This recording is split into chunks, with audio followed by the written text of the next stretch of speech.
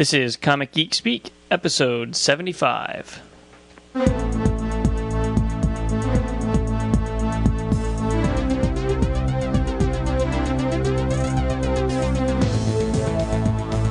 Welcome to Comic Geek Speak, brought to you in conjunction with worldfamouscomics.com. Your spot on the internet for the best comic book and entertainment-related columns, contests, features, reviews, news, resources, and more. I'm Brian Deemer. I'm Shane Kelly.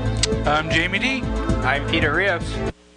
We are sexy bitches, yeah! And welcome to the show. With us, on the phone, joining us for the entire episode, is Mr. Jarret Green. He was the winner of our Name the Letters page contest. Welcome to the show, Jarret. Well, thanks. It's good to be here. So I got to tell you, thank you very much for that name, because as soon as I saw it, I knew immediately that was my vote. It was like one of those ones that just stood out from all the rest. So, well, I'm glad you liked it. It took me a week to remember that was my idea. Why did you pick quarters in the jar? Was there any special thing behind it? Well, I posted several entries, I think, maybe almost 10. And that's just one of the phrases. It's why it doesn't say specifically that phrase, but that's just one of the things you say on the show a lot that I thought of. And, you know, it's kind of like you have a quarter, you just kind of throw away into the jar. It's not thrown away, obviously. But it seems like, you know, we have emails that have been buried in you guys' log for, you know, months. And so I guess there was kind of a parallel there. And it just sounds cool, I think. Cool. So we have to start off a couple announcements, and then we'll get into the meat of the show. That's right. All right, this episode of Comic Geek Speak is sponsored by Pixel Strips. What are you doing, Peter? Your wife wants to listen. You're pulling like headphones all over the place. We have a special quiet guest. Tasha's in the corner. She can't talk. All right. Now can you hear it, Tasha? Okay, very good. All right, let me start over. This episode of Comic Geek Speak is sponsored by pixelstrips.com. 12 free comics every Wednesday. Stop by pixelstrips.com to get your comic fix with the best action, sci-fi, horror, and manga comics online. At pixelstrips.com, you'll find a mix of art and stories. Not just your typical hero stuff, although you can find that also. But you'll also find traditional Sunday comics, manga, horror, sci-fi, and good old-fashioned adventure serial stories. Reading weekly comics is free, but subscribing to pixelstrips.com, you have full access to the site and its ever-growing archives. Another benefit is the extras area, featuring wallpapers, pin-ups, scripts, character, comic, rough sketches, and subscriber-only strips. Subscriptions are cheap. Monthly subscriptions are $2, 6 months is $10, or $18 for an entire year. Pixelstrips.com has an amazing talent pool of established artists like Trevor Von Eden of Batman and Green Arrow fame, and Winston Blakely, inker for Valiant Comics. Pixelstrips.com is also the home of hot up-and-coming new talent like Victor Poon, Bureau 13, Randy Gentile, NY Comics, and Husks artist and colorist John R., who's the colorist for G.I. Joe, Snake Eyes, and Transformers. In addition to the best online comics available, pixelstrips.com also features great articles, interviews, and discussions on the forum. And look for new comics in the coming months, including more manga anime, daily uploaded comics, and even Flash-based animations. Pixelstrips.com, building webcomics one pixel at a time. All right, and our reminder that our book of the month for November is The Goon, Volume 1 trade paperback. You can get that at instocktrades.com. All the Goon trade paperbacks there are 40% off, so get them now while they're cheap. And contest reminder, November's contest is sponsored by Discount Comic Book Service and instocktrades.com. DCBS would like to have some theme music for some upcoming sponsorships they're going to be doing. And they would like you to write the music for them. Something cool, something fun, exciting, very, adventurous, what have you. The winner will be chosen by Cameron, the guy who runs DCBS. And if he picks your entry, you will win $100 worth of your choice of comics from InStockTrades.com. So it's a hell of a prize. The music has to be original. You can't take somebody else's song and submit it. And you can enter as many times as you like. So get cracking.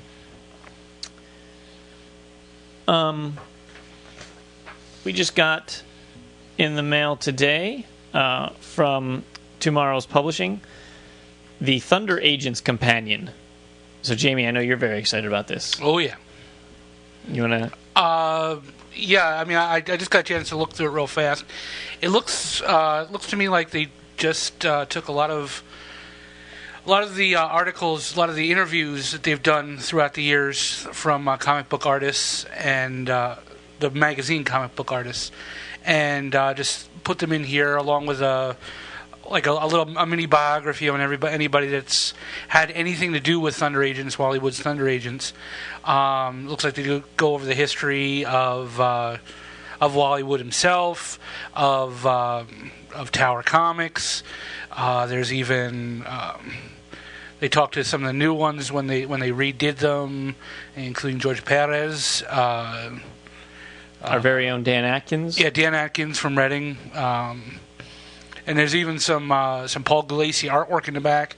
I don't know. Like I said, I didn't get a chance to read it in depth, but it looks like this might be some never before seen stuff that they just put in there. And from what I can see, as soon as I saw it, I was like, yeah, that one's mine when we're all done with it. So it looks really cool. So if you like the Thunder Agents, or you don't know that much about the Thunder Agents, you want to learn, this looks like the book for you. Peter, can you tell me, trivia question, don't look at the book, what does Thunder stand for? Oh, God. It's something United Nations Defender, Thunder, something. So I know the UN is for United Nations. Probably. The Higher United Nations Defense Enforcement Reserves. It's Peter? Go ahead. Yeah. I think I could have given that answer. Something means something. It's 224 pages, edited by John Cook. It is available now. It retails for $24.95, and it's chock full of Thunder Agents goodness. So, check it out if you're a fan. I love all these companion type books they're putting out. They are nice. I mean, I never read a single issue of Thunder Agents, but I look through that and go, this would look really nice on my shelf. You know. Jarret, have you ever read Thunder Agents? No, I was just in there thinking, like, I wonder what this book is about. So, Jarret, we'll ask you the question that we always ask is, how'd you start reading comics? Oh, you know, I knew you guys were going to ask that, so I was trying to think of something that sounded really cool. But I was younger, I guess like in the 7th grade, and I started getting into them. I can't remember exactly like what that first thing was that got me into them. I remember I had a friend that I played video games with, and we were also really into comics. There was a baseball card shop in town that sold them, and we would go there and get the stuff. And I was really into the X-Men, and I remember going as Wolverine for Halloween one year. And you have to send us a picture of that. Yeah, I don't think I have a picture, fortunately. X-Men, I think, was really the only one that I really read, you know, and really got into this whole storylines. Like, my old collection is all, like, number ones and one-halves and zeros and cards, and I guess I had been into baseball cards before, so I guess I was still in that collector mentality, which a lot of people in the early 90s were. So I have a lot of stuff that, you know, I read them all, and even the ones that were like, you know, ziplocked or whatever, I opened them up and read them. You know, like the Death of Superman, I bought mine and opened it up and read it. And, but mostly I think I was collecting, and I think that's why I didn't stick with it very long. And then I guess about a year and a half ago, I actually got back into comics, like seriously reading them and caring about them and stuff. Cool. Well, welcome back into the fold. Oh, thanks. I would say you guys have had at least a bit to do with me becoming more enthusiastic about them. That's what we like to hear. That is our mission in life. I think you guys are accomplishing it, definitely. What are your... can you give us like a list, top 5 writers and artists, or top 3 if you can't do top 5? Yeah, actually, when you guys talked about that on this show one day, I kind of sketched out a list. I think Bendis, of course, is one of the main ones that I read now. Gaiman is partially responsible for me getting back into comics. And, well, I mentioned earlier that I used to read a lot of X-Men books. The only other book that I was really into when I was younger was the Max, which is kind of weird for a young kid to be into the Max, but he looked cool, right? Reading it again. That was a good book. That was a He fun looked book. cool. Yeah, he did look cool, and they had the cartoon that I watched, even though I probably didn't understand it. Let's see, who else? I like Brian K. Vaughan a lot. And big Hunter Bullets fan. So I like Azzarello, obviously. Artists, again, Sam Keith is my favorite, without a doubt. Like, big number one, way ahead of everyone. Alex Malev on Daredevil, I like his work. I'm really been getting into the Luna Brothers lately. And, of course, Alex Ross, is probably on a lot of people's lists. And somebody who's not on a lot of people's lists that I really like is Dave Mack, especially when he did his short run on Daredevil, all the covers that he did and everything. Cool. So I like the stuff that looks a little different, I guess. Yeah, those are all names that we've talked about on the show at one time or another, so you're in good company. No, you said Gaiman got you back into comics. What, were you reading some of his novels or what? Sandman. Oh, so you were just reading the Sandman and that? I actually, when I first started going to college, I had a good friend who, we would occasionally bring up comics. We used to read them when we were little kids, but didn't read them now. And he was like, the only book I've read since I've been older that I enjoyed was Sandman. And we would talk about, how he approached, deities in that book. And so he had the first book, I don't remember the name of it, the first TP, and I read that and liked it. And I didn't read any more until like 2 years later, and I was like, I want to get back into comics. I remember liking Sandman, let me read that. And when I read Seasons of Mist, I think that was kind of the book that was like, I need to be reading more comics than just Sandman. There's got to be some other stuff out there that's this good.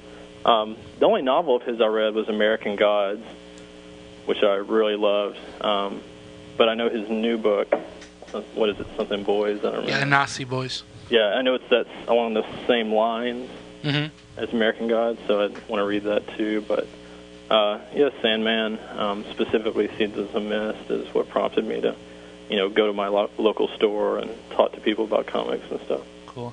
I definitely highly recommend you picking up Neverwhere. That's one of my favorite books of all time, and it's just so good. So if you don't read it, he will pimp slap you. Yeah, pretty much. Pretty much. Just have a paperback copy of that in your back pocket. You guys are all getting that for Christmas, so that's all I'm telling you. But no, yeah, definitely get that. It's well worth it. All right, we're going to move into some listener emails here. And feel free to comment. That's right. You're part of the show for this episode, all right? All right. This one's from Kirk Groneveld. He says, hey guys, just listening to podcast number 72, and someone made a crack that hasn't the Harry Potter fad about run its course yet. I agree that it has not. Yes, the toys might not have caught on as much as they might have, but then there were far too many puzzles and related items that came out initially. I must agree that the sixth book, with a startling death, just doesn't feel like it fits with the rest of the series. But I also have to think that J.K. Rowling has listened to the pleas from her publisher to not let the series end with Book 7, but instead has tried to weave several more MacGuffins into the plot to allow the story to continue after the end of Book 7. It doesn't feel right to me. Do you agree, mystery panelist who didn't identify yourself on the show? I'm not sure who that mystery That was I think it was Matt. Oh, it was Matt. Just chime in. Being an ass. well, I love those books. Mm-hmm. So I know you do, Jamie. And, Yeah, I do too. And Tasha loves them. And what about you, Jared? Have you read them? I dislike Harry Potter by principle. You dislike? No, I've never read any Harry Potter. My only exposure, other than media blitz and having friends who like him, is that I saw the first movie and really disliked it. More so because of the directing, and specifically the lighting, than because of the story. I have nothing against Harry Potter, but no, I'm not into it. Huh. If you dislike that, try the third one. I'll be honest with you that, to me, the third one is the best of the movie adaptations, and it really got that feel. And I know what you mean. It was kind of a little too brightly lit and a little too, but this one had a kind of a darker feel. New director. And you really felt that you were in like a castle. So I mean, if you're you come across it somewhere on TV for free, just take a look. But to me, I mean, it's I won't say it's a fad, but it's definitely hasn't ended. Yeah, I'm ready for. I just read the 6th book. I finished it a month ago or something, and I'm ready for number 7. Bring it on. Yeah. And I was happy to hear that she's doing more than 7 now, because I don't want to ever stop reading them. Yeah, I hadn't heard that. Wow. Yeah. Good. I like Lemony Snicket. No, I haven't read that yet. I want to, but I haven't read it either. I just saw the movie. I've read the first book because they're real quick, real thin books, and it was interesting. I mean, I haven't picked up any of the rest of them, but it was well worth a read. The writer, the guy who writes the books, was on NPR one time, and he was just hilarious. He's very dry, has a very dry wit, which I appreciate. I can imagine just reading that book you would have to have coming from that mind. All right, our next email is from Eric G. in San Diego. He's responding to the, I think it was a Stump the Rios question about what did Crisis give Batman's father, and it was a mustache. So he's explaining this. He says, basically, if you look in every issue referencing Batman's father before Crisis, he did not have a mustache. The classic stories and the greatest Batman stories ever told show Batman's father without a mustache. When the entire franchise was rebooted with Batman Year Run, a result of Crisis, Batman's father had a mustache in every subsequent appearance. I love your show, and I'm slowly going through the iTunes archive. DC's recent marketing efforts, Infinite Crisis, etc., have made me excited about comics again. And for once, I have no idea what will be happening with the characters, and that's a good thing. I will be purchasing Goon Volume 1, and will get back to you with my thoughts. Eric G. in San Diego. So... Well, yeah, but on the forum, somebody posted and said that he did have a mustache in some of the earliest. Early, yeah, I read that right. that post. That it was way So yeah, and it was only one question. But. It was probably just drawn in there years and years and years ago, forgotten about for the longest time, and it just looks like that was the first time. Yeah, it was after Crisis. There's another one. This is from Jim Kane. He says, just wanted to thank you guys for all the work you put into your entertaining and informative podcast. I'm a 34-year-old male from Pittsburgh, PA, and I have been collecting comics since the age of 8. What I enjoy most about your podcasts is that I can get the thoughts and perspectives of people in my peer group. As great as it is to see new, younger readers wandering around my local comic shop, it's increasingly difficult for me to find people who not only appreciate today's comics, but also have a respect for the creators and characters from decades past. Carrying the comics torch at the workplace is also a challenge. I am a sales director for a technology firm here in Pittsburgh, and my office has many comic book-related items scattered about. However, when colleagues come in to see a book such as Essential Spider-Man or Alex Ross's Mythology on my shelf, they often ask me if I keep those here to entertain my 2-year-old son when he visits Daddy at work.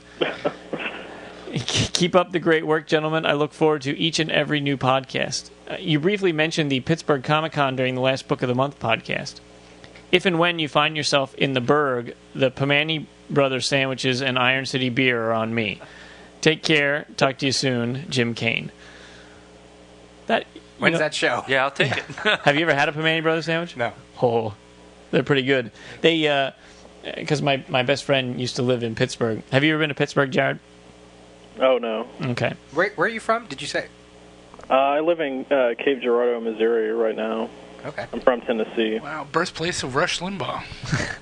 Yeah, it is. Thanks for reminding me. Sure. We have a big mural of his fat face downtown. Oh, Wow, I that's pity sad. you. I so pity you. But anyway, at this place for the sandwiches, the legend goes that the steel workers would come here, would go there for lunch, because I guess the first one was close to, there are a couple locations now, but they used to be close to the steel workers. And they had a very short lunch.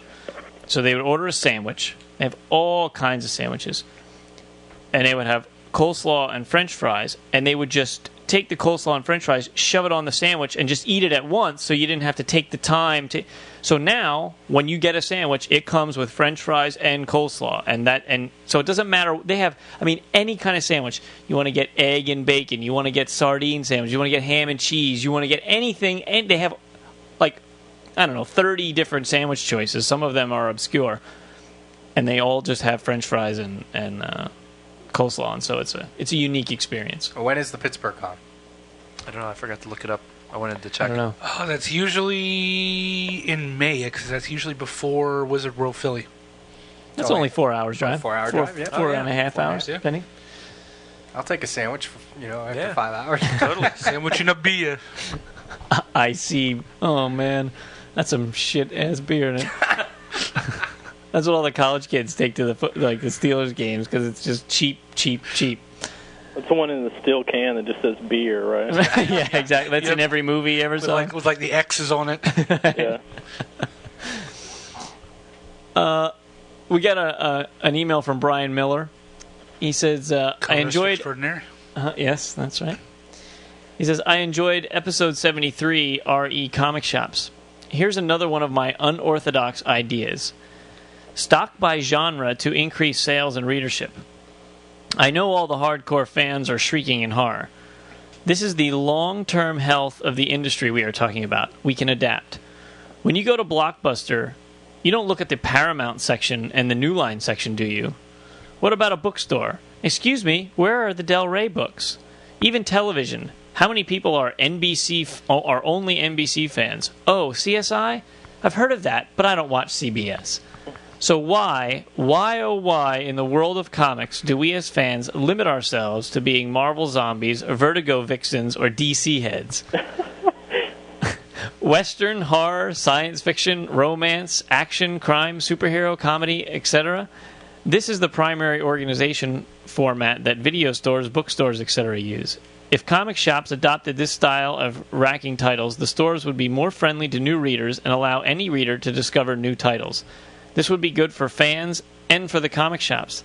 The shops would become less reliant on DC and Marvel over time as their customers come to read genres of comics, not merely comics from one or two publishers. Some examples. Like Blade? What if Blade, Angel, Spike, and other vampire comics were positioned within the horror genre? Blade readers just might start reading some or all of the vampire titles, or even some or all of the horror titles.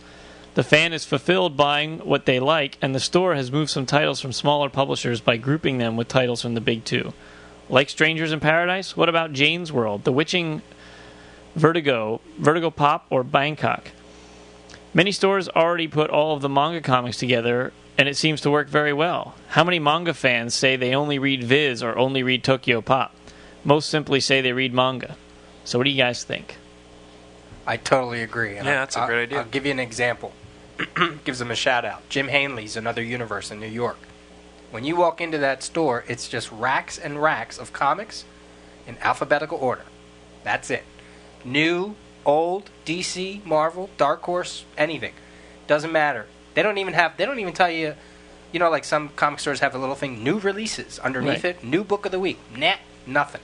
So you got to either know what you're buying, or you just go in and browse. Right. And not only are the comics together, but right above the comics are all the trades of that comic that they may have. And they have trades that, are probably really old, but they're there, for even independent books, not even just Marvel DC.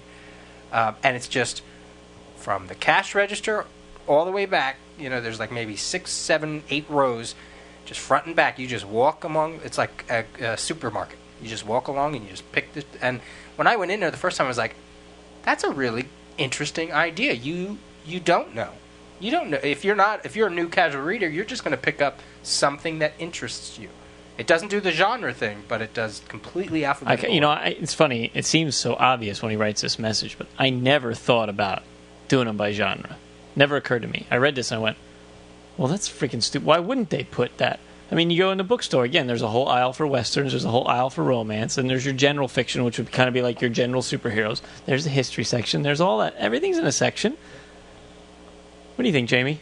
You got this look on your face. Yeah, I think if there were more in certain genres, and if a store could carry more, and they could carry everything out there, I think that's great. I have no problem with that. And I kind of like the idea of putting everything in alphabetical order. But I also have worked long enough to see some things that work and some things that don't. And, it's one of those, you can't please everybody, so I know. But I also see, I've seen enough people that walk in the store that all they want is the new books. I mean, one of the stores we used to have, I sound like it's my store, but the comic store I worked for used to put the new books in the front, and then they had all the books separated by company as you went. So on Wednesday, you knew exactly where to go for the new books, and that seemed to work for that store. People didn't want the books, even though, it kind of maybe stopped sales or slowed down sales. But they knew where the new books were. They knew where to go for the old books, so on and so forth. And you'd see the people that would walk in on Wednesday, right to the new books, right to the counter. That's all they would do. Now, at the store they have now, it's, again, by company. They group them together by, like, all the Superman books are together, all the Batman books are together, all the Batman family, so on and so forth. So, to me, there's just not, where do you put books? Who's going to put a label on a book? What's going to be a comedy book? What's going to be a drama book? Where are the romance books? What's going to be a romance book? Is Strangers in Paradise a romance book? Is Strangers in Paradise an action book? Is Strangers in Paradise a comedy book? Is Strangers in Paradise a drama book? You're going to have Strangers in Paradise in 4 or 5 different places when most stores maybe carry one copy for the shelf. So in a perfect world where everybody could get all the comics and every store could carry all the comics, that would be great. Now, I realize not every bookstore carries every book that's being published, but they do allow themselves to carry more of every book. They allow themselves a giant mystery section. They allow themselves a big sci-fi section. They allow themselves a romance section. I'm for it in a perfect world, but in the real world, that just doesn't work. But could it work? Like, we heard your argument that it's not going to work, or that yes, it hasn't worked. And I said it could in a perfect world. No. I mean, how about not this? In a perfect world. How about do you think an attempt? Well, here's an example. When you buy a DVD, I think what is something I get? I think it's DVDs that on the back, like above the UPC code or something, it says what genre it belongs in, and it sometimes have 2 or 3 because it might be cross genre. So what if comic publishers just started printing right on the cover or whatever, action superhero or whatever, and then it's up to them what genre they want to belong in, and then the stores can put it in that section.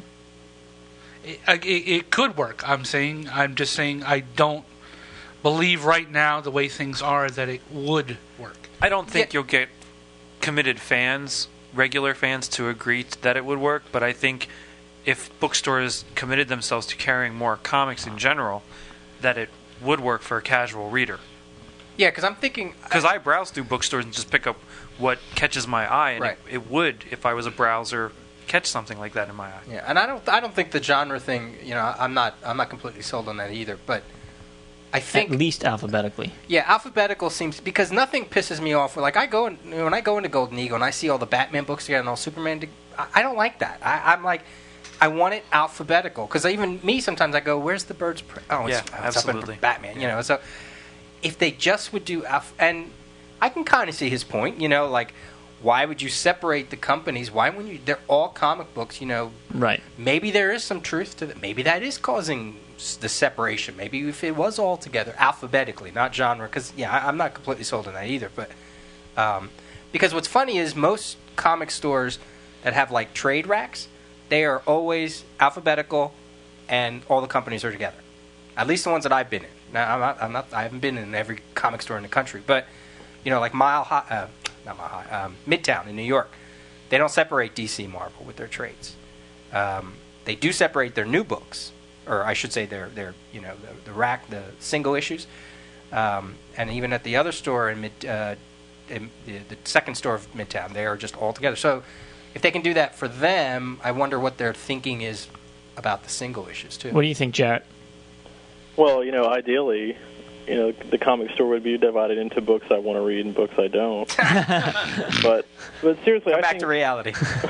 As you're reading this guy's email, I don't know. I just think it's a poor idea for many reasons. Because first of all, he's saying, well, on TV shows we don't do it this way, and with movies we don't do it this way. Well, first of all, we're not talking about TV shows and movies. We're talking about comic books, which there is a difference. And second of all, if you go to Best Buy, they do have the TV shows divided by station.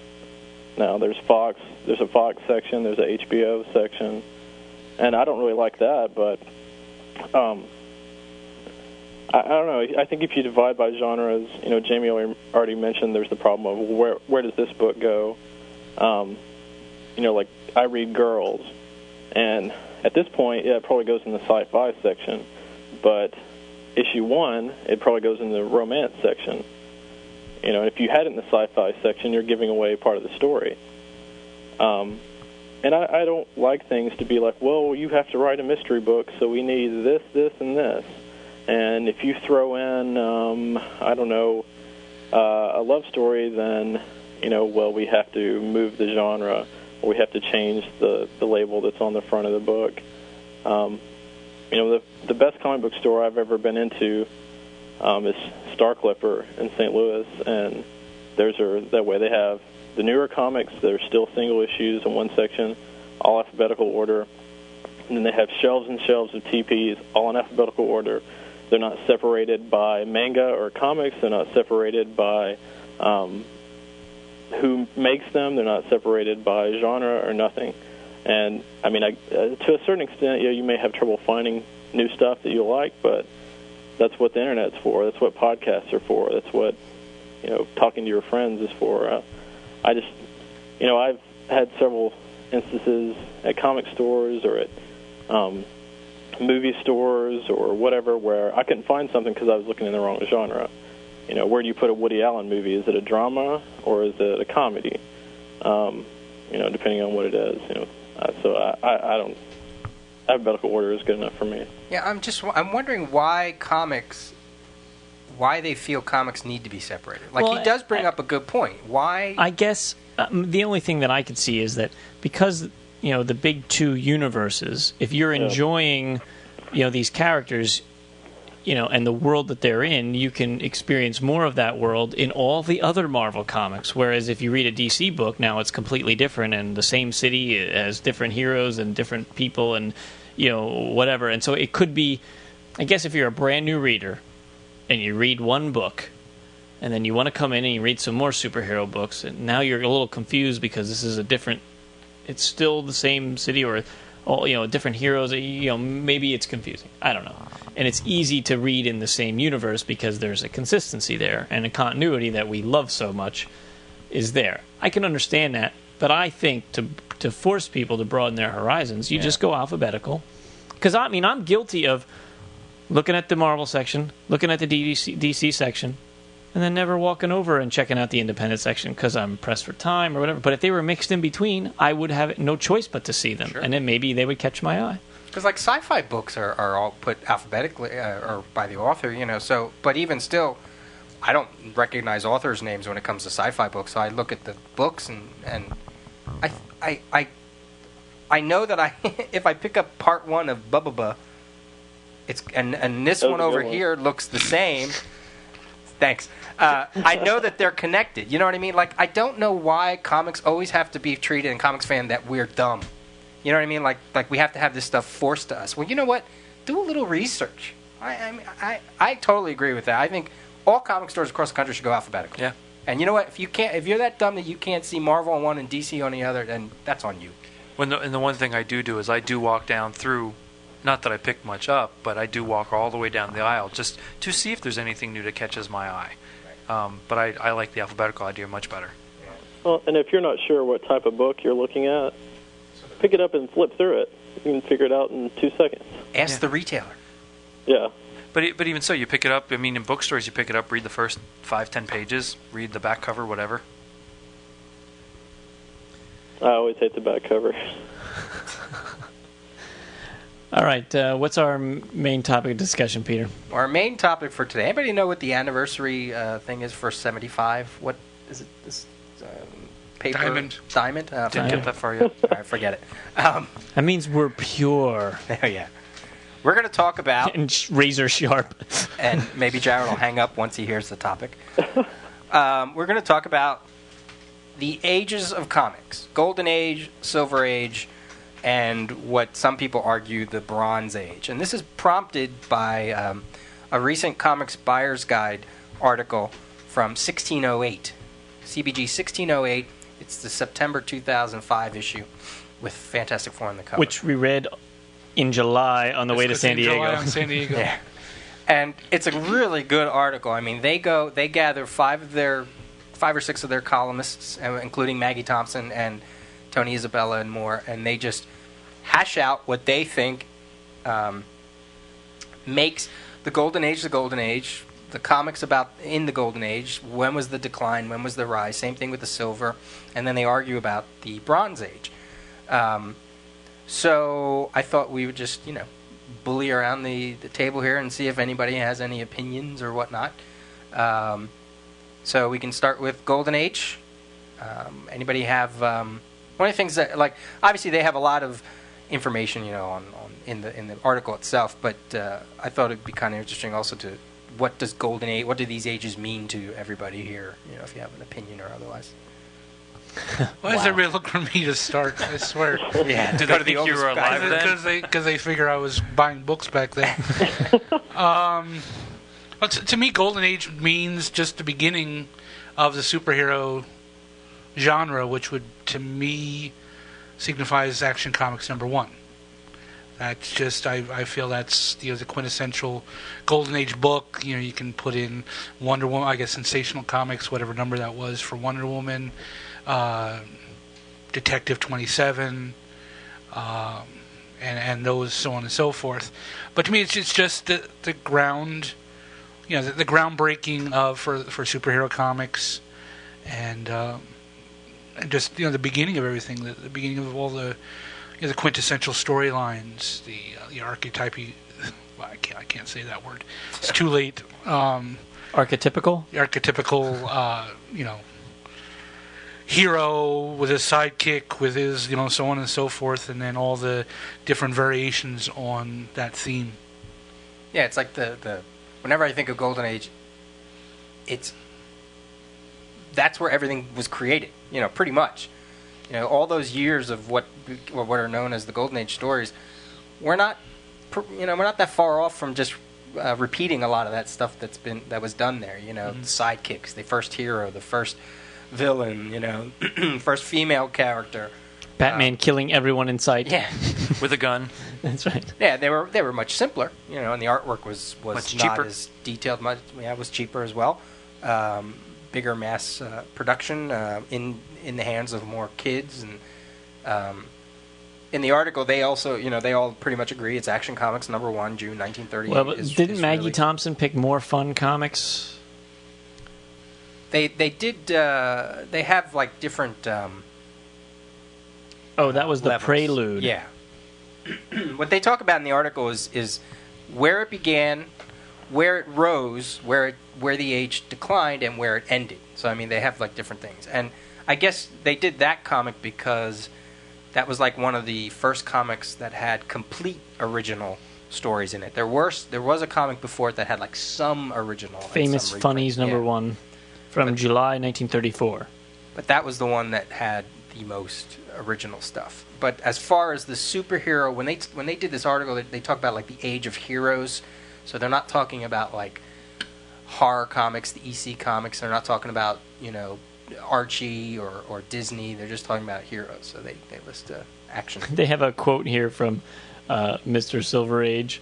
It says, concerning Action Comics #1, they say, fans who disagree here are going to disagree at every stage. And, well, they're wrong. Well, and Jamie's answer is almost verbatim what I had going in my head for the same thing. Action Comics #1 for the same reasons. Right. Have you read any Golden Age stuff, Jared? Maybe a little bit here and there. I'm not exactly clear on what constitutes what. I read Cavalier and Clay. Oh, did you like that? Yeah, it's good. Well, Golden Age they have down as anything between 1938 and 1951. Some of the highlights that they have for Golden Age is things like, like Jamie said, Detective Comics 27 with first appearance of Batman, Marvel Comics #1, Wiz Comics #2 with Captain Marvel, Shazam, All-Star Comics #3 with the birth of the JSA, Captain America Comics #1. One of the things Tony Isabella said in the article, he said that he did not feel the JSA was as vital to the Golden Age at that time.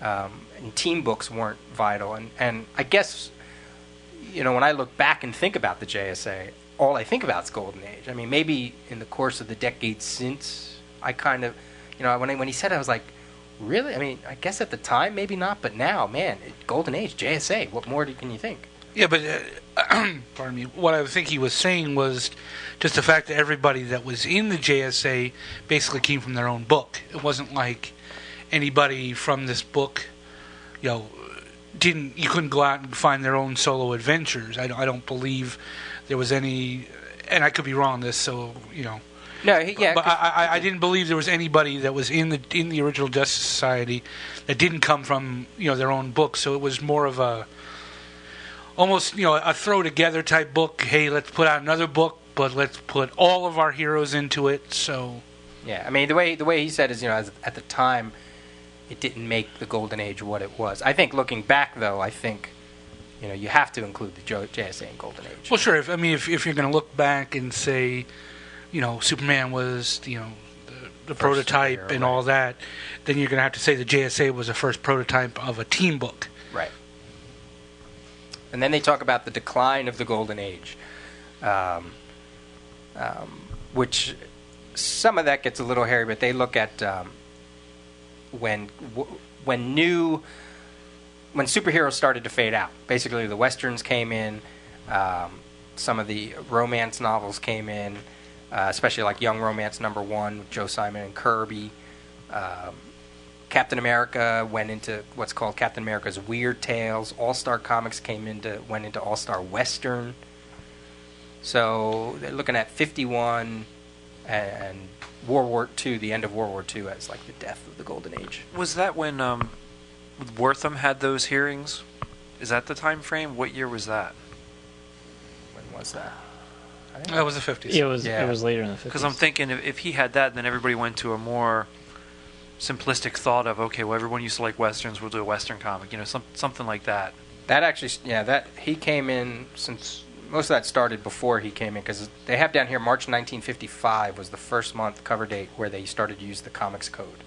I was just curious if that had an impact on those genres changing in books and book titles changing. Well, I think it was more along the lines of your television and your movies were more going towards the Westerns, and that was the big thing. I mean, when I think about my father and his childhood, and I hear him talk about Davy Crockett and the Coonskin Cap, and all the Westerns, Hopalong Cassidy, Gene Autry, all that.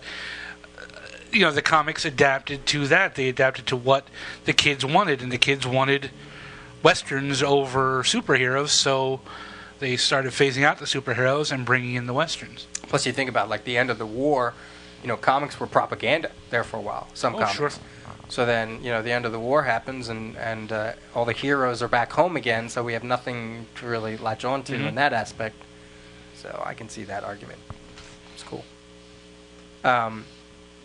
And Golden Age stuff is simple, but there's something cool about it. Like, you read those Batman Chronicles, and they're well, again, for a for purely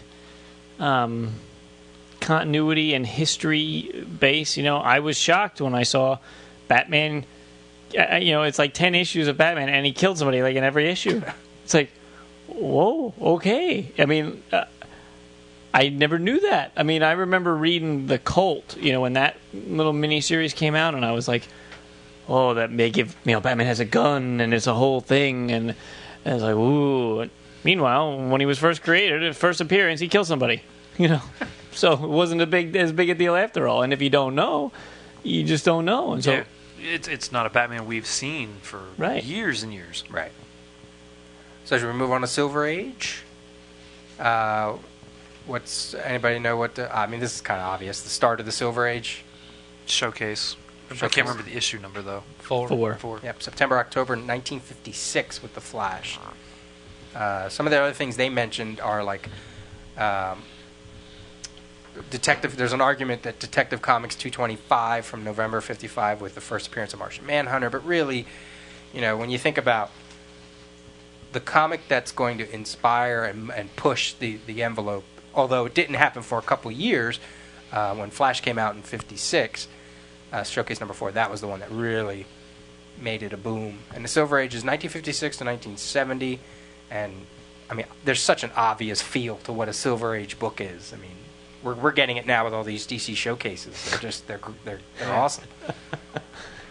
Just goofy fun. An obvious feel. Yeah, and some are, like you said, the Superman ones are still very childish or whatever in their storytelling. Simple, I should say, in their storytelling. But Green Lantern is slowly building a base, a continuity, a history. And the Green Lantern is much more readable for me than that Superman, because the Superman is just ridiculous. Well, and this would have been the time when Batman had like a rainbow suit, a pink suit, a gray suit, a black suit, a camo suit, anything to fit whatever they needed for that story. He had a new suit for, or gadget, or car, or whatever. Did you get into any of those have you picked up any of those showcases, Jared? No, that's something that's on my list, but it's kind of far back there. I'm kind of stuck in the present, I guess.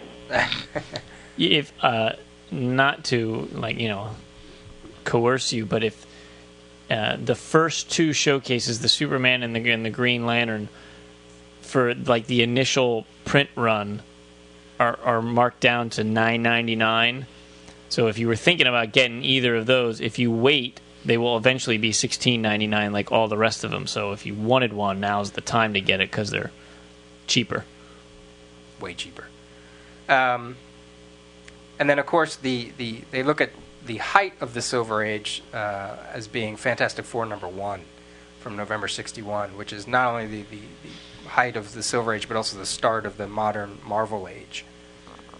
What's interesting to me is, I always heard about, when Marvel started producing their major comics with FF and everything else, that everyone just left in droves to go to Marvel because it was so much more serious and so much different from the DC stuff or whatever. And I said, okay, I'll take your word for it because I don't know. And now I'm reading, this Green Lantern, which, Green Lantern is cool. And it's, like I said, it's much better than the Superman. But, I mean, especially if you compare it to the Superman. And then you look at, FF or Avengers, which is a couple years later or whatever. And you go, now, they're cheesy in their own right. But there's a lot of, much heavier stuff going on there and a characterization than compared to that freaking Superman stuff. And even the Green Lantern, which has a little bit of stuff, it's still pretty silly. And I can see how if you were reading comics at that time and this new thing came out and you went, whoa, compared to this stuff I've been reading, there's a whole new ball game. Right. I mean, they the lineage is Flash Showcase #4 with the first appearance of Flash. If it wasn't for that, you wouldn't have gotten Justice League #1, and if it wasn't for that, you wouldn't have gotten Fantastic Four #1. Right. I mean, that lineage is fairly obvious, but then it's also really obvious that Fantastic Four #1 is huge because, like you said, would we have still been stuck in that Silver Age-ness? I mean, super silly. Yeah. So, I mean, everybody took notice, and then eventually it even turned DC around eventually, too. Well, I guess they they saw how much success Marvel had with their more serious stories, or just even less silly stories. I think it wasn't more so much the less silly stories or the silly stories. It was more the fact that Stan Lee created a universe, and it was the fact that if it was happening in the Fantastic Four, the Fantastic Four would show up in Daredevil, or the Fantastic Four and the Avengers would somehow, cross. You knew that they were all in the same universe, that if they did something that would probably affect the other books, whereas, DC had the books where, Superman was pushing the Earth out of the way of a comet, and, surprisingly enough, in Green Lantern, there was nothing about the Earth going out of its orbit, for a couple hours and then back into its orbit. So you had that more of a, compartmentalized universe in DC, where in Marvel, when he started this universe, I think he really started it under the guise that it was going to be one universe with all these characters in that universe, and everything they did was going to affect that universe and each other. So, when did DC start catching up to that? Was there a defined moment when they started to say, "Hey, we better shift our gears because this Marvel guys are really change the way comics are being made"? If I had to say, I would honestly say Crisis. Because even when Denny O'Neil was doing all the revamps of Superman, Batman, Superman, Batman, and Wonder Woman, and Green Lantern and Green Arrow, they still weren't. It wasn't as cohesive. I mean, I think the stories got better, and they got a little more grounded. I should say, but until, like Jamie said, the Crisis, I mean, before, in the early 80s, you can sort of say, Batman left Justice League and started the Batman and the Outsiders. And they referenced that in Justice League. Stuff that was happening in Titans was referenced in, the Batman book. But really, their cohesive One Earth was Crisis, coming out of Crisis. And you got to figure, I mean, just from what we've heard people say, and heard Marv Wolfman say about Crisis, is nobody got on board until they started seeing the sales, and all the editors and all the writers who were writing all their different books said, "Hey, we're gonna, let's all get on board, let's all do this and make it good." So that, really, I don't think at Marvel at that time, had they decided to do a big crossover like that, even like Secret Wars, which was kind of around that time, I don't think you had to worry about the different writers not wanting to either write the books or lend it to the books, because Marvel just said, "Hey, this is happening in our universe. We'll deal with it the way they dealt with Secret Wars, but this is going to happen." Jarret, what kind of comics do you like better? The ones that have a cohesive universe, or where you can just read a comic and not have to worry about other books? I think there's advantages to both of those. I guess a lot of the ones I read are just, within their own universe, or within that universe, but don't cross over. But there are good things about it, too. I like the fact that, you see Constantine and Swamp Thing interacting, or, in the Marvel universe, I read Daredevil and New Avengers, and, there's some overlap there, and that's really cool, but, I can't afford to read everything that DC makes anyways, so I feel like I miss out on it regardless of what I'm reading. Cool. Go ahead. No, I was just going to say, I wonder how much of Marvel's, kind of taking over at that time period you can attribute to the fact that they, really used New York, the events took place, and other than the heroes and everything, it was the same world, whereas DC was based on our reality, but didn't use, this is the, the Empire State Building, and this is this street, and... No, that makes sense. I think it had a huge impact, because for me, one of the frustrating things about DC, and even still today, is, here's Keystone City, and here's Star City, and here's Opal City, and but we also have New York. So where the hell are these cities?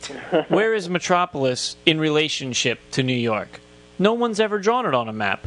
I want to freaking know. I'm a geography freak, okay? Yeah. I have to know this, otherwise it doesn't make. I don't have any point of reference, They actually have.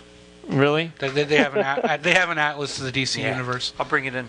Because I need to see that. Because when the Flash is running from Keystone City to wherever, I want to know, like, okay, we all know he's really fast. We know he could be basically around the world in like 3 seconds or whatever. But so it's almost not important. But I need to know for my own visual. I need to know. Is that Keystone City, St. Louis?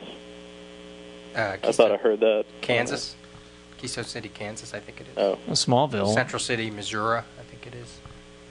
Oh, okay. Well, they got to be right next to each other. Right. Metropolis is a lot smaller in real life, I can tell you that. Have you been there? Yeah, I actually went a few weeks ago. Cool. They have the big statue and everything. And where is that? Metropolis, Illinois. It's about an hour southeast from where I live.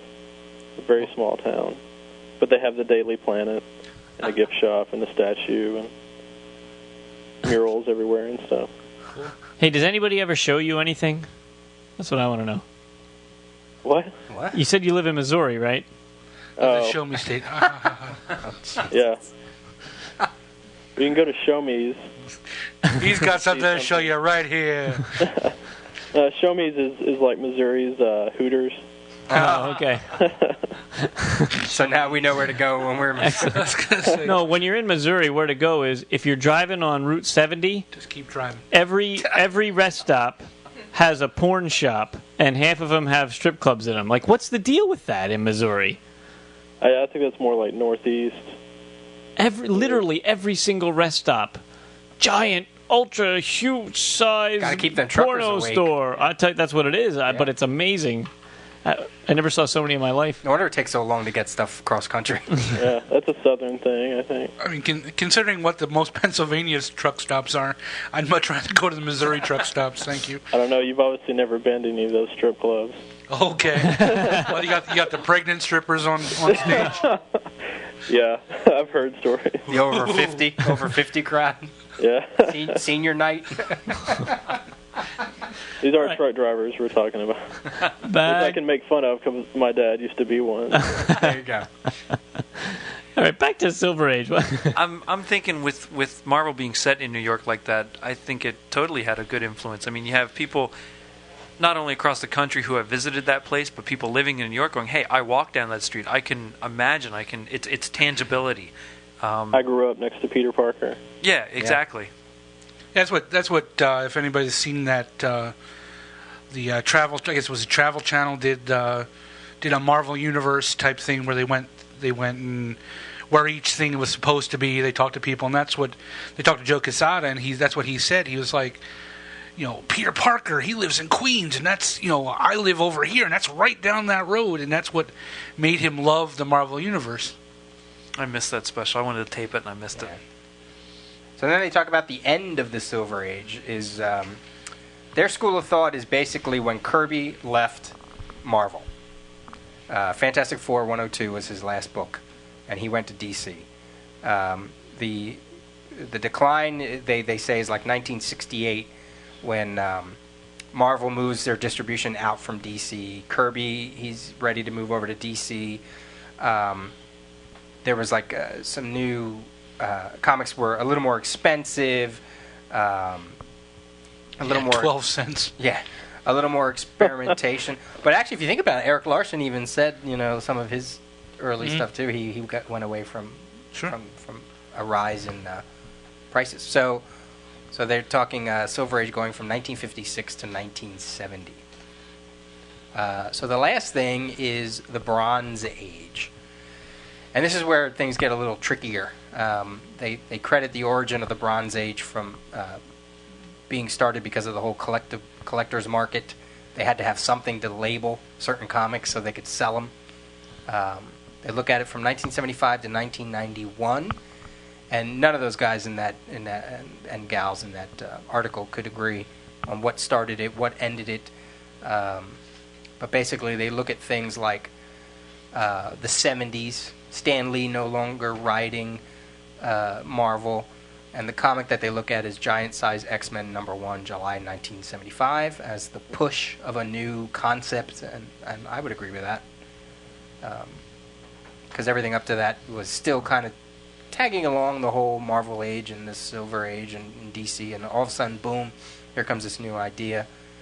And although it took a while for the X-Men to be popular, everybody was pretty much basing their comics on that. Some of the things that they highlights include, like, obviously, like the death of Gwen Stacy, the whole drug issues in Spider-Man, the drug issues in Green Lantern. Of course, the whole boom of the indie market with Cerebus and Teenage Mutant Ninja Turtles. The advent of the direct-only market with Superboy Spectacular #1, Dazzler #1, creation of First Comics. So, the Bronze Age, 1975 to 1991, which makes sense. Yeah, because not long after 91, or maybe right in the middle of it, that was the whole crash. Image came out in 91, or was it 92? 92. But if you think of, like, the start of a new age, now I know we can't really name our age that we're living in now, but I always just call it modern. Yeah, but with Image, I mean, that created a whole, whether you love it or hate it, created a whole new other kind of idea. And that was what was interesting about this article, where they said they don't really think there's a new age going on now, because they define the ages as popularity of superheroes. The Golden Age came in with action, everybody liked superheroes, and started fading, but then with Showcase, everybody liked superheroes. Right. And it faded with some monster comics and horror comics and whatever. And then X-Men came out, new giant-size X-Men. Now everyone loves superheroes again. Well, from that point on, basically, we still love superhero comics. I love superhero comics before Image. I still love superhero comics after Image. Superhero comics haven't died in popularity. The X-Men are as hot as they've ever been. So, is that really true, though? I mean, like, it seems like a lot of people, at least who listen to your show, we constantly hear on the boards and stuff that, I read in the early 90s and I stopped reading and now I'm back again. Well, I think with what they talked about in the article, the only reason they don't give Image a shout-out is because it became more of a speculation and more of like a collector's market. Right. But there hasn't been... Every age ended with another genre pushing out superheroes. right. What Brian said, so we haven't really... Because, like, they talk about, like, Dark Knight Returns and Crisis and Watchmen, but their argument was those weren't comics that changed. Those were comics that were popular. So that if anything, it was a boost in that age. It wasn't that we were hitting on something new. So I think that's kind of why they don't want to give an age to this time period here. What three did you just mention? Because I was off in my own little brain. Dark Knight, Watchmen, and Crisis. But But to me, those did change the genre. It changed it to a dark and grittier, more reality-based. that's exactly what I was thinking. Right. They But for their changed the argument. genre, but they made superheroes even more popular, Right. and they already were popular. Yeah. And so that's what I was going to say is, so what they're defining as an age is all about the popularity of the superhero. Sometimes what I define as an age is a feel for the book. Mm-hmm. Golden Age books read differently from Silver Age books, from Bronze Age books to now. Mm-hmm. Books are much different. Sure. Even though we're still in love with superhero books, which we have been since the 70s. Basically, that aspect of it hasn't stopped. Well, and that's why when you said that they put the Bronze Age until 91, I can't put the Bronze Age that far. If I want to go the Bronze, I'll put the Bronze Age to, I guess, 84, 85, when Watchmen came out and Dark Knight Returns came out, because I really think they turned comics on their ear and they brought in a new feel to the book, like you were saying. That, to me, ages should go by feel, not by popularity, because truth be told, the manga books are now pushing people, I would say pushing certain comics back, and that's why they're always saying that the new readers that are coming in more for the manga than they are for the your current books. So you're almost saying, you could be saying this is kind of the end of an age now, and maybe wait to see maybe Crisis. The right. manga age. Well, that's their whole thing with the other ages. Other things are coming in to push out. That's why their argument about Watchmen and all that, they didn't really push out anything. What they list as they steered.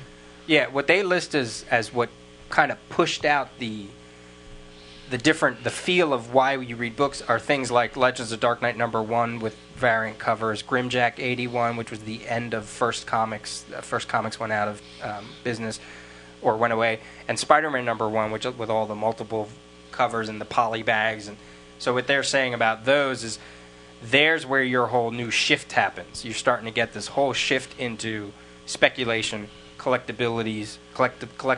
Excuse me. So and they have no finite answer. They have no answer to this either, and I don't think anybody will for another couple of decades. I don't. Well, and there's some credence to what they're saying, but I often think just the birth of the direct market would be a push to a new age because that did inspire the collectability side of it as well. I mean, you had people specifically dedicated to going to a store that did nothing but sell comics. Mm-hmm. So if you're going by that kind of a scale, that I would put that almost as the end of a Bronze Age, even though I think it's way earlier than way earlier than they have it. What do you think, Jarret? I'm a English grad student, just finished, so I'm comparing this, to literary time periods, and so I have to agree that it's more the feel of the book, the subject matter, the way it's written, and I would agree more that Watchmen and Dark Knight Returns and stuff like that is kind of a change because I've read like the first Frank Miller Daredevil TP, I forgot what they call those. Visionaries. Yeah. I read that, and then like the next thing I read was Dark Knight Returns. And it's like, a totally different type of storytelling, a totally different feel. And, you can do that now. You can read from book to book, and it's different types of storytelling. But, in literature is that way, too. There's always undercurrents of other things, and there's no set end or beginning. But I feel it's, depending on what your purpose for a division is in the first place, is it for a price guide, or is it for, how do we read this book? And I'm thinking about, I want to know how do I read this book, so that type of division is more helpful. Yeah, and their purpose is not the feel of the book, but the effects book comics have, like we talked about, like Action and Showcase and X-Men. They created a whole new explosion. Wasn't even that, and then when they look at the decline of each age, they look at things that they look at when a certain time period superhero comics became less popular. So that's pretty much where they're coming from. But it's funny with their way of thinking that I still agree with a lot of their choices as far as defining the beginning of the ages, mm-hmm. just because those points or those issues really did change how you read comics, not necessarily how comics were perceived. Right. So yeah, I like Jamie said, and Jarret, I totally agree with. It's more the Dark Knight Returns, the Watchmen that defines the Bronze Age than what they end up talking about in the article. I can see the thing though about the Watchmen and all that is that not everybody moved over to that style of comic writing, whereas things like Showcase defined an age and Fantastic Four defined a whole age.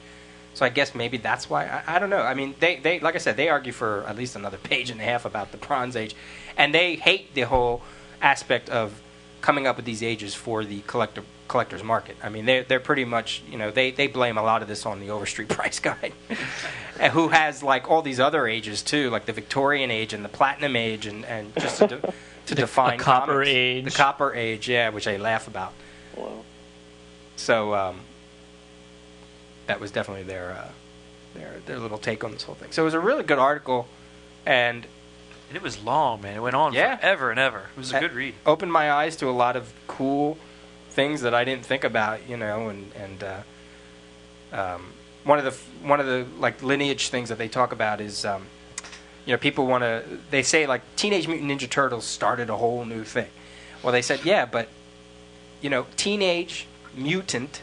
Hello, X-Men. If it wasn't for X-Men, you would and Daredevil and Frank Miller's Daredevil, you wouldn't have gotten Teenage Mutant Ninja Turtle. I mean, that would not have been even in existence. So that was kind of their argument for the Giant Size X-Men #1 being the push of the Bronze Age. Well, the X-Men spoof, right? Daredevil spoof, an X-Men spoof, a Frank Miller spoof.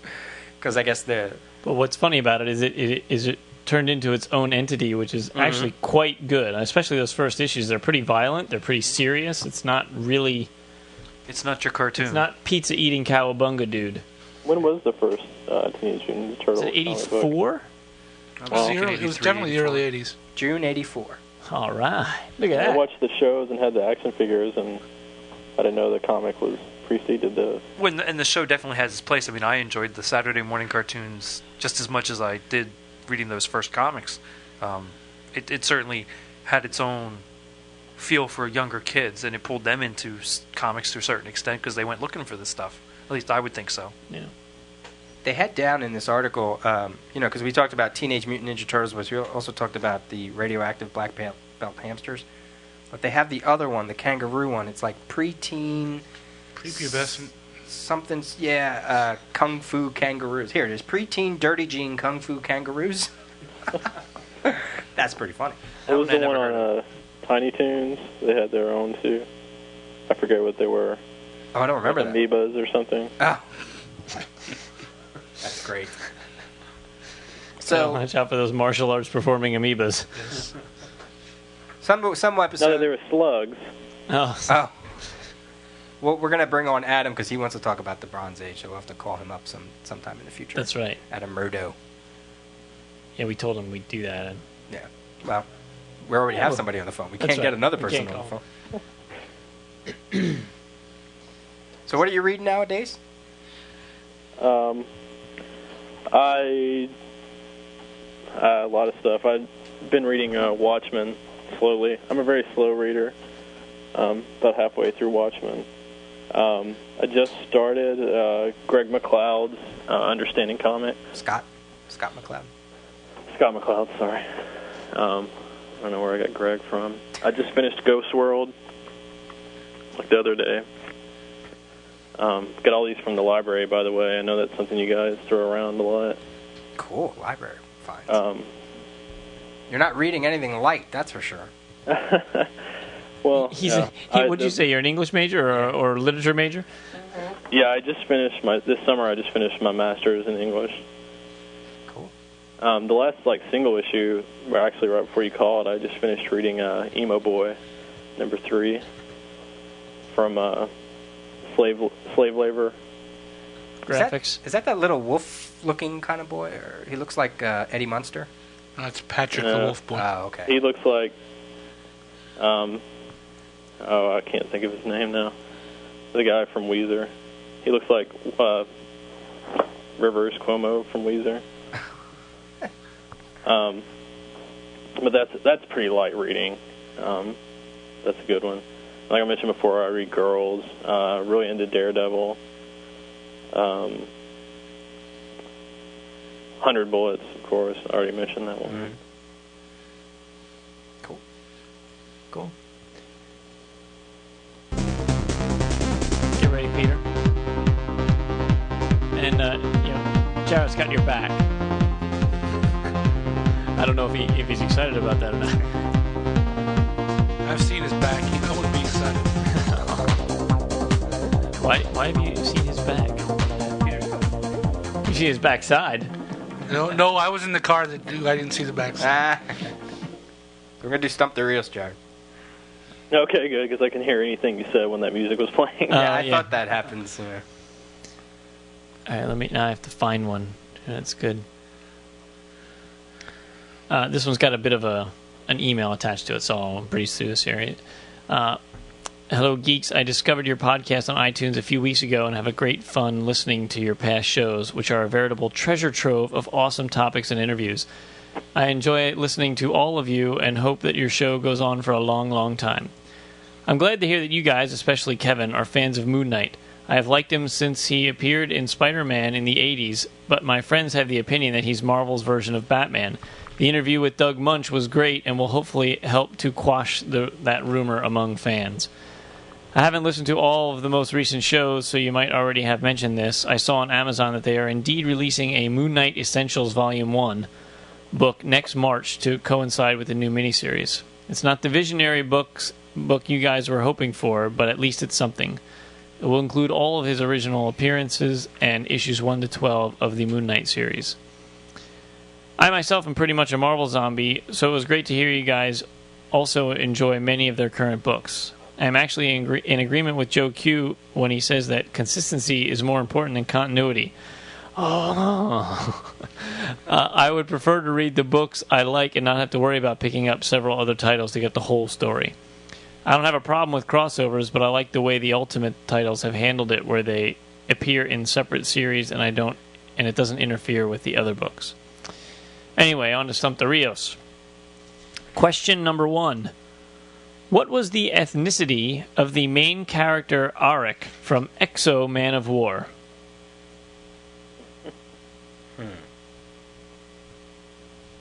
I'll say he was Hispanic. He was a Visigoth. Oh, He was a caveman. That's I have right. no idea. Oh, is that the whole concept? He's like a caveman in a big suit. Yeah. The high-tech Well, suit. he kind of found the suit and then it kind of put him into hibernation and he kind of woke up. Did you know that, Jared? I mean, I can remember what he looks like, and I had that book, but no, I didn't remember that. All right, question number 2. Name the 8 members of the JSA team that appeared in JSA number 2, 1999. That's right up your alley, Peter. Yeah, we did this before. I did it on did the the cover 10 of number covers. 1 or something like that. All right, let's see. Flash, Green Lantern, Alan Scott, Sentinel, whatever.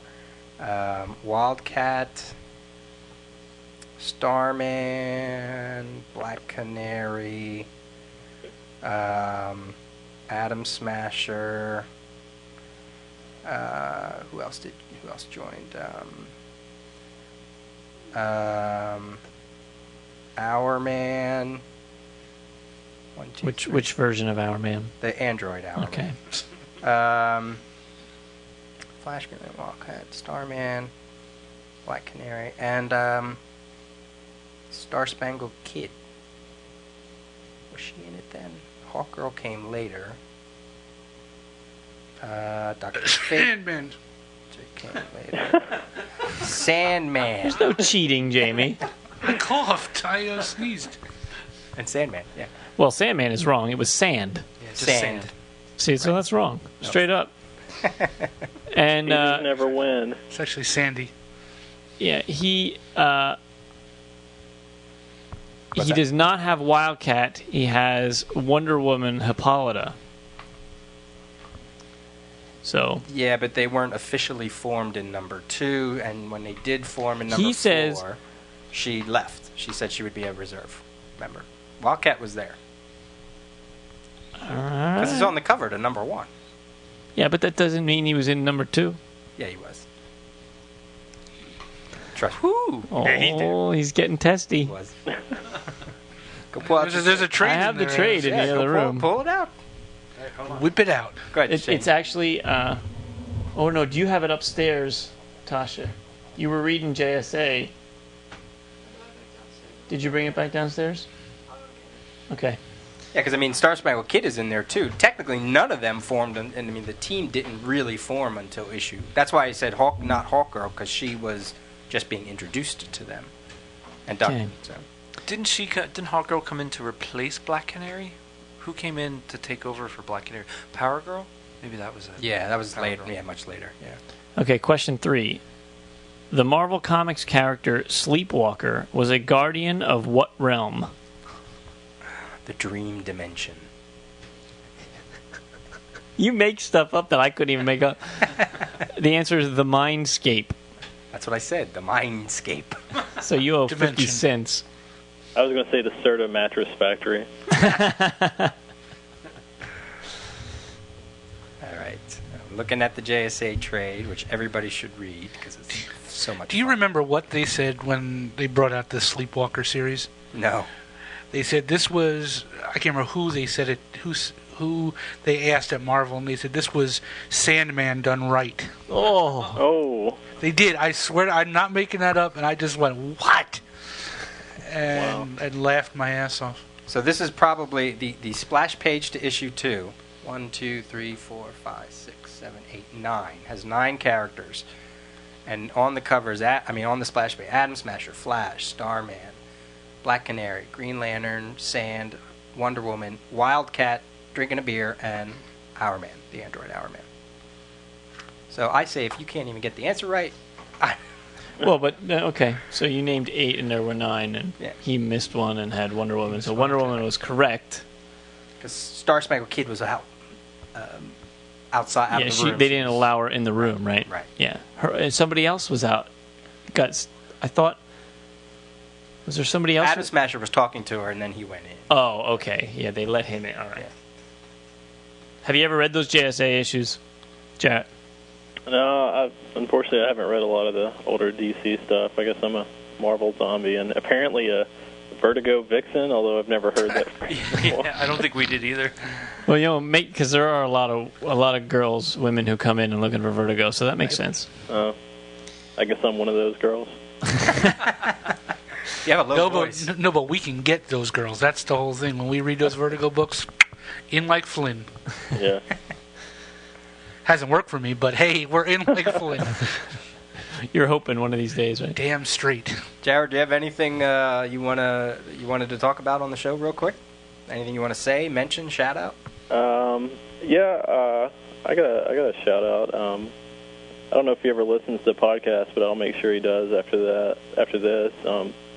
Ken runs Marvels and Legends here in town, which is a very small shop, but it's the one that I go to, and he takes care of me. And a lot of the people here in town, he pulls out the stuff for him. It's too small to have a lot of stuff in stock, but he orders us stuff weekly and takes care of us in our small town here.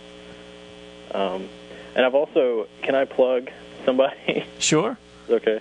One of my really good friends, the guy who's partially responsible for getting me back into comics, Tim Baskin, he has a website that he just relaunched. It's Timothy Baskin, BASKIN.com. He's actually working on a project for Ronin Press right now. He's an artist. He's got sample work on there and everything, and really good stuff, and he's trying to break into the industry. And there's not a lot there. You can go check out his blog and just look at what he has. If you have time, just take you a couple seconds. He's got some really cool artwork for different people. A really nice Batgirl picture that he did, and some other stuff like that. Some of his own characters. Cool. We got a voicemail here, so I'm going to play that. Let me adjust it here so you can see. Oh crap! Okay, that's still going. There we go. It's weird how it bleeds through when the phone's on. Okay, so here we go. Hey guys, I just wanted to recommend a comic. Just got done reading Marvel Team Up number 14, the crossover with Invincible, and it's awesome. I mean, if you want to get caught up on Spider-Man mythos, it's all there. From the moving into the Avengers Mansion, oops, spoiler, to everything going on with Invincible. Don't air this because I have a sore throat and I, don't sound like this really. So if you could just talk about it, that'd be great. Thanks. Bye. Too late. I say, whoops. He sounded like, Mr. President, this is Deep Throat. I have some news for you. That's what it sounded I want to know what the girls were screaming in the back. Or his kid or something. Have you? I'm obviously waiting for the trade on that, but I mean, it's a Team Up is great. Did you read that Invincible one? I'm about 3 months behind in Team Up, so no, I haven't got a chance. It was in my pile this week when I bought, but I haven't got a chance to read it yet. Yeah, I have to get the trade, so I haven't read it. I'm actually kind of piling. Right now, I'm powering through the Invincible trades that I bought back in June down in Philly. But I read the first one, which was good, and I'm about midway through the second one. Cool. If you want to start picking up Marvel Team Up, the single issues, 14 is the issue to go to, because 13 kind of wraps up the whole first year, the first year in one issue, and then 14 is kind of like the start of something else. So. All right. There you have it. How are you reading that one, Jarret? It's another one on my list that I haven't got to yet. Come on. Marvel Zombie, come on. That is probably the best Marvel Universe book right now. Right. For overall consistency and like good old school fun that plays in the Marvel Universe and has fun with continuity and it's simple and fun. And if it wasn't for you guys pimping it all the time, I never ever would have considered picking it up or reading it. I thought Marvel team up, because I was thinking old school. Did you read the first trade, Shane? No, not yet. Oh, okay. No. I'm behind on the entire series. All right, what else do we have to do? Anything else, Peter? That was pretty much... My list is empty. I was about to say I could plug Fell, but I think that's flying off the stands anyway. Who's doing that? Warren Ellis and Templesmith. It's an Image. Mm-hmm. And it's each issue is... There's continuity, but each issue is a self-contained detective story. It's like a detective book set in sort of like a Silent Hill type city. I get a little, Warren Ellis seems to be putting out miniseries in every company, or writing something for every company, so it's like you never know where to go to with Warren Ellis. Yeah, he's all over the place. Yeah. He's covering his bases. You can skip Ultimate Secret, though. Well, I was done with that with Ultimate Nightmare, I guess. That first one? Yeah. Leading up to Ultimate Extinction. Yeah. I'll wait. I'll wait till they do the last one, because that's the one that's going to be the one that's worth it. Yeah, I wish I'd done the same thing. I want to remind everyone to go to our website, comicgeekspeak.com, and click on the World Domination Progress and add your city, your location to our ever-growing list of listeners. We now have 290 markers, woohoo, which is awesome. And one guy added... I just saw this one as one of the newest ones. He's in Jerusalem, in Israel. He says, well, you wanted a listener in the Middle East? Here you go. Wow. So, because I was saying how we didn't have anyone in the Middle East, and we still don't have anyone from Africa. So if anybody out there is listening from Africa, please go to the website. I'm waiting for Antarctica. Yeah, some guy in one of those research facilities down there. That's like someone down there's got to be reading comics. The penguins are typing to us. But 290 people, that's awesome. Are you on that map, Jarret? Oh, yeah, I'm on there. Cool. I'm on the board, and on there I'm one bullet short. And also a reminder to everyone to check out the newly launched comicbookdb.com, which is the IMDb of comic books. So go check it out, add some comics if your favorites aren't on there. And have you checked that out yet, Jarret? Yeah, I actually added the first volume of Hard Time to that. Cool. I haven't had time to do anything else since then, but I added that stuff on there. Was all that college? Which is another book that I'll plug. Too much college work? No, I'm done with that now. Oh, too much reading your web board and comic box. And the number one distraction across America, Comic Geek Speak. Oh, yeah. It's like, I'm going to get some work done, but I need to check the board first. Oh, I know how that is. I go down to my computer and I say to my wife, I'll just be a minute, and I'm like a half hour later trying to catch up on stuff. I put a post up today about Infinite Crisis just because there was no Infinite Crisis thread on the first page, and I just had to be a dick. And literally 10 minutes later, there were 8 posts to it. I was like, jeez. There were a couple times today when I looked, and there were at least, I counted, like 12 or 13 people all signed on at the same time. And it was like, as fast as you can refresh the screen, posts are adding. It's awesome. It keeps me busy at work. I think this morning at 7 o'clock, when I normally go on the computer just to check email and stuff like that, I went on, and there were at least 5 people along with myself sitting there posting. I was like, Jesus, doesn't anybody have a life? I mean, I know I don't, but jeez. Do you like the board? Yeah, I enjoy it. I know, and this has been brought up before, and I know you guys, have a format you want to keep. I still wish you would divide it into different sections. You want the division. We just got done saying I'm not gonna make too big of a fuss about it. we just got done saying we don't want our comics divided at the comic store anymore, and now you want a division on the forum. Well, it's a different medium. I think the reason I want it that way is so that, like he was saying, more of those posts will stay on the front page. And they'll stay active longer. Yeah, I mean, some of the threads do disappear faster, but I look at other message boards that have the division, and I don't know where to I end up missing posts because I'm not in the section. I end up looking at one section instead of all 3 or 4. The only other forum that I go to a couple times a day is the Palisades one, and they have theirs segregated like that, divided, and I like how they have it. If we adapted some format like that, if we eventually did it, that would be okay, because I don't feel like I miss anything on those boards. Other boards, yeah, but those boards, the way they have them divided, it's a good division. The other 2 boards I read, they're Bendis's board and Ronin Press's board, and I don't post on those much. I just read them, and they're very divided, but again, it serves a different purpose.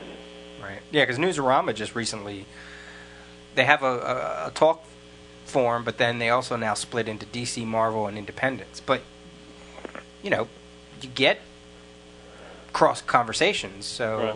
And then you go into the DC one, and they're of course, it's a little more centralized to what the publisher is, but I don't know. I don't see why the division was needed. For me, I don't think along those lines. Maybe more like comics and non-comics. For me, it's real simple. I hate the divisions. It's my message board. I ain't doing it. End of story. We can live with that, I think. It does say just don't shut it down, Brian. It does say BrianDeemer.com. So. Right. There you go. All right. Well, Jarret, I want to really thank you for joining us. We had fun. I hope you did too. I really enjoyed it. It's the best prize you could ever give me, I think. Oh, cool.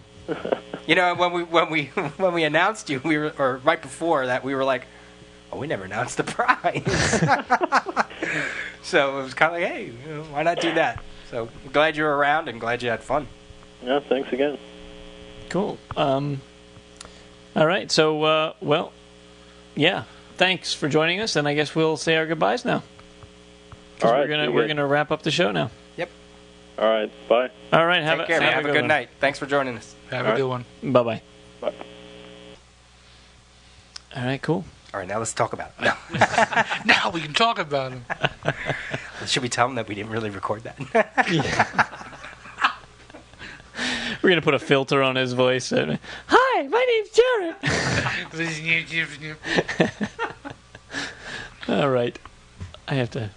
So stupid. Of course, by the time he hears this, he will have heard the entire episode and know that we didn't put a filter on his voice, so it's really a ridiculous comment. That's why it's funny. Oh, it's late, and... simple minds take simple pleasures. We are just laughing our asses off. Okay. To send us an email, it's comicgeekspeak@gmail.com, and send us your Stump the Rios. We need 3 questions. And send with answers? Yeah, with answers. And we need your Geeks of the Day. Or you can send a voicemail. It's 206-888-4805. Check out our website, comicgeekspeak.com. And big thanks to Bob at GameCircuit.net for hosting the files, and a thanks to UpAllNightGaming.com for hosting the website. A reminder, it's now November, so go vote for us on Podcast Alley. We made it all the way up into the 20s last month, and it was awesome, so we want to do that again.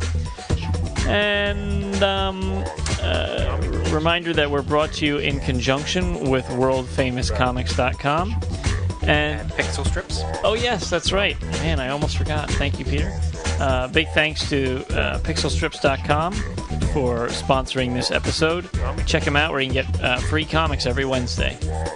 And as always, we are uniting the world's mightiest heroes, one listener at a time.